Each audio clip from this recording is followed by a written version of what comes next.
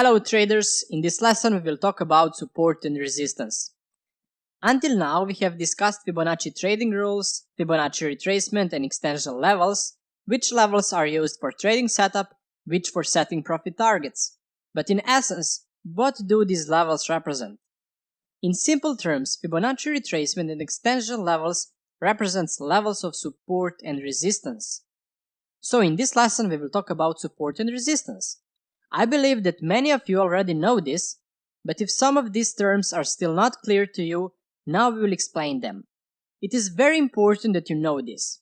With this lesson and the next one, I want to draw your attention to the fact that there are a significant difference between the support and resistance that we receive from Fibonacci in relation to other ways of determining support and resistance.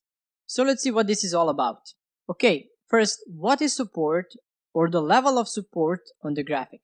Support represents a zone below the current price from which the traders consider that the price will start to rise. All professional traders who believe that the price of, for example, the euro-dollar currency pair will grow, they never enter the buy position easily, but they wait for the price to decline into the support zone they have determined based on their analysis, and then they enter the buy trade. Since different traders use different tools to determine support and resistance and have different perceptions about the direction of the price movement, levels of support and resistance can be found at different levels.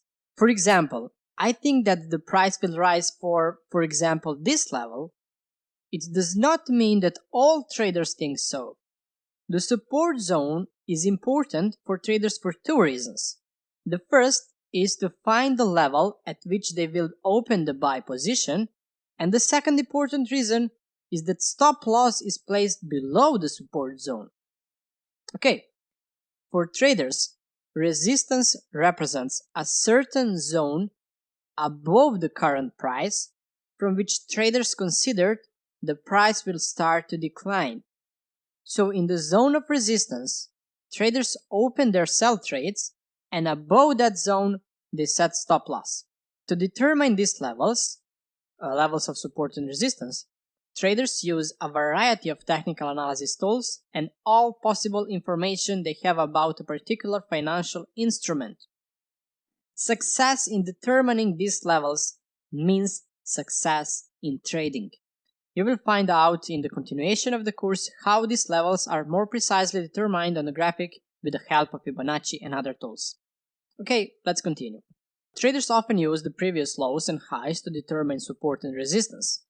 For example, when we notice that the price often bounces from approximately the same level, then we can mark that zone and say that is a support zone, in this case because the zone is below the current price. If the price enters the zone, traders consider that the price will bounce off and continue to rise. But if the price still breaches this zone, then that same support zone becomes a zone of resistance from which we expect the price will bounce off if it approaches it again and continues to decline. Trend lines are also very popular for determining the levels of support and resistance. When the price is bounced several times from the same line, we believe that this trend will continue. In this case, it is the resistance line from which we expect reflection and decline. When the price breaches this trend line, then it becomes a support line from which we expect bounce and growth if the price approaches that line again. So what we have concluded is that lines or support areas, once breached, becomes zone of resistance, and likewise, once breached, the zone of resistance became support zone. This is the basic rule that applies to support and resistance.